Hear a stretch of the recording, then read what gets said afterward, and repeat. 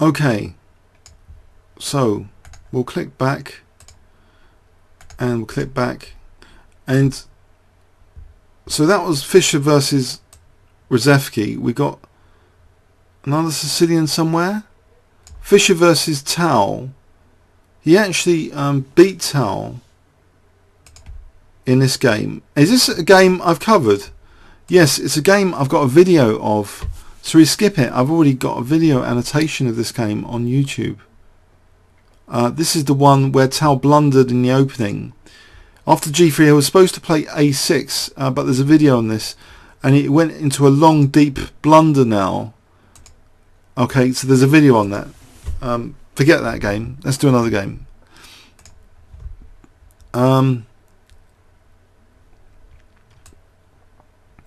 Keres against Fischer, 1962. So let's flip the board. So Fischer black, C5, knight E2. Interesting, isn't it? Knight E2. How many of you ever played knight E2 against the Sicilian defence? Strange move.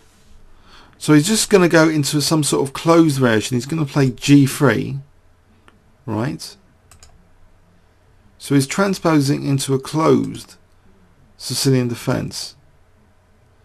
So Fischer's keeping a strong dark square grip. You see that D4 square, the fianchetto and the knight and the pawn chain? It's all a strong dark square grip.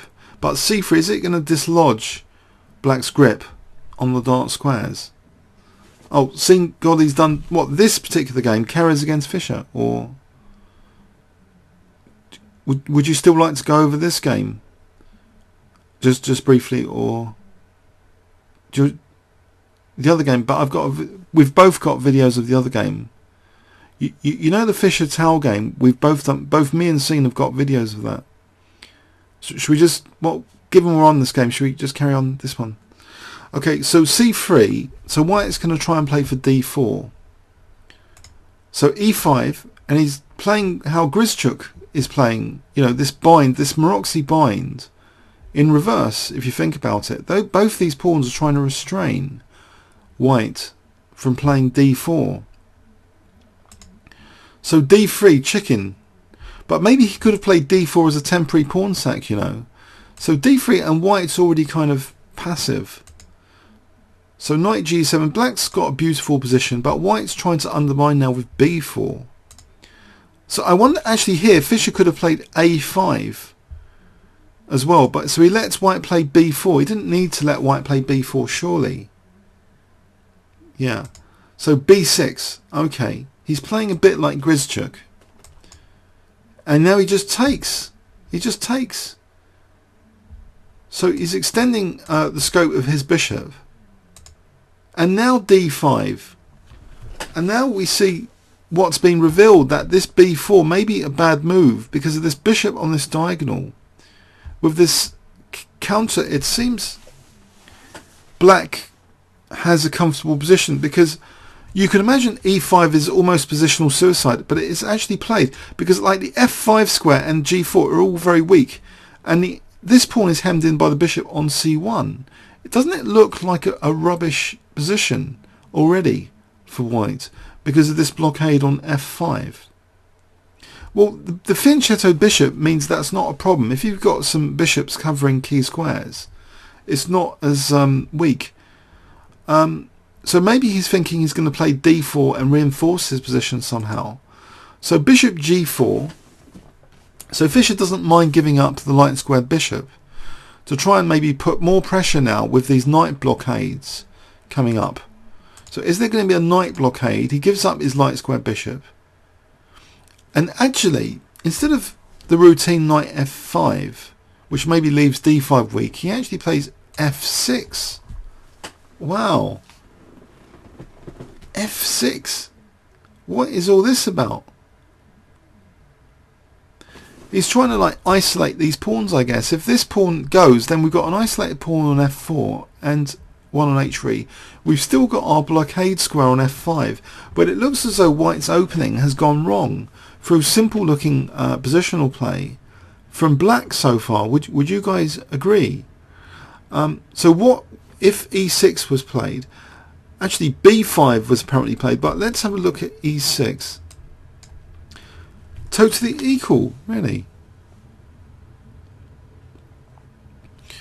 I don't know. It looks as though f5, and you see this bishop is blocked in, and this bishop's nice. Why would this be equal? Strange. Maybe because there's pressure, I don't know, on d5. Okay. Or knight f5. Okay, yeah. Okay. So instead, white played b5 in the game. Actually, b5.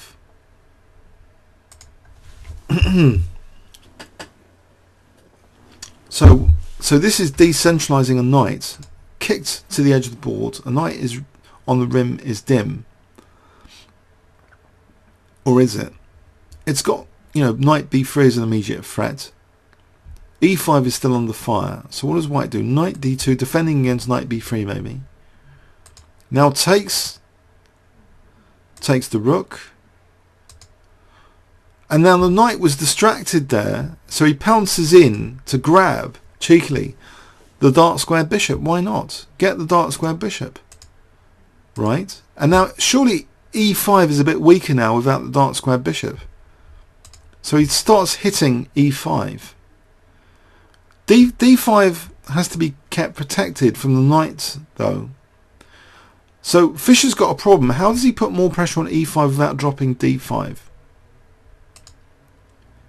So rook d8, supporting d5 first, with the rook as well as the knight. Do you guys want time to digest this position, or shall I move on now? I'll move on, yeah? So knight h2, d4. Okay, so d5 is no longer a target. So the light square is just hitting thin air. And now he can probably start working on that e5 pawn. Bishop h6 is going to go to e3. That's kind of painful. Check. But now he's coming into e3 surely. Not yet. Knight d5. He wanted to protect f6 there. Maybe. It would probably be too dangerous to play bishop e3 here. Because I wonder actually about taking check and knight g5. What do you think? That's pretty dangerous, isn't it? Because of queen e6, all of a sudden there's light squares that are weak. I don't know. So Fischer actually was cautious. He didn't play bishop e3. He played actually knight d5. So he kept an eye on the queen not to go to f6. But what about knight takes d4, you might ask? Is there queen c5 perhaps? So the knight didn't take on d4, maybe because of queen c5. And now Fischer gets into that horrible e3 square. So he's got that very nicely entrenched knight. Yeah. So now he's got the f file. The knight means he's got domination of the f file and control of f6 again to stop queen f6s. Okay. Now bishop f4. Okay, is he going to play bishop g3 next? Knight takes d4, accepting a pawn sack. But now e5 drops. What about knight b4 to kick the knight? Curacao asks. So in this position, sorry, knight, pardon me, what are you saying in this position? A few moves ago.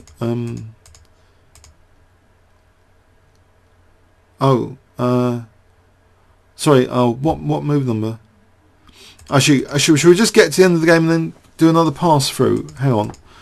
So this exchange of pawns happened. So knight f3, and now we see the move, a clever move, bishop d4, because it makes way for the queen to come to g3. And it's supporting the knight on e3. So queen g3 has made way.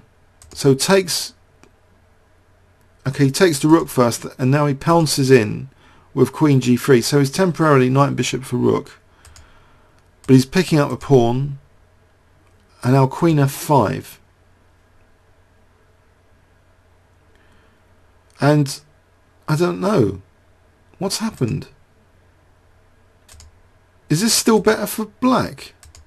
Rook against knight and bishop. I suppose these passed pawns mean it's dangerous for white. Check. So there's g5, g4 maybe coming up. In fact, g5. And there's probably going to be g4 soon. Right, so he's stopping queen e6 here. Now he's going to play g4 finally, soon. g4. h4. Check. Rook g3. No need for g4. Oh, blimey, this game goes on forever. I think we're going to have to make it our last game. It just goes on forever, this game. So he's driving back the pieces. Driving them back. These pawns are going forward. And this pawn's getting critical. Bang. Rook takes d7. So now something's gone wrong for white because of queen f2 and queen f1 probably. Queen f2, queen f1. Probably g2 is dangerous now. g2. So white's a bishop up but busted probably because he's probably going to run out of checks. The king's coming up. He's going to run out of checks, I guess. Oh! So we get this ending, which doesn't last too long for white.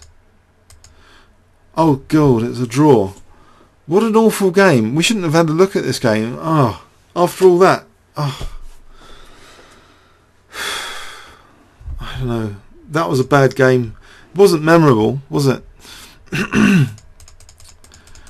Oh, let's just go back. Did he? I thought he had a crushing position at one point.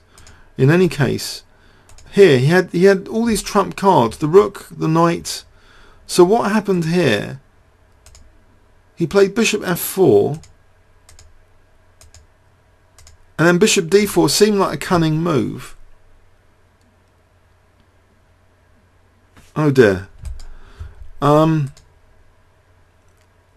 don't know. He didn't have enough compensation. It seems the knight and bishop. I thought there was a problem. I didn't see why this was clearly better for black. Knight and bishop against rook. Knight and bishop are usually better than the rook. So anyway, after that, I think yeah. Thank you all for attending. I think I'm going to save this one and back to the Cube Cafe.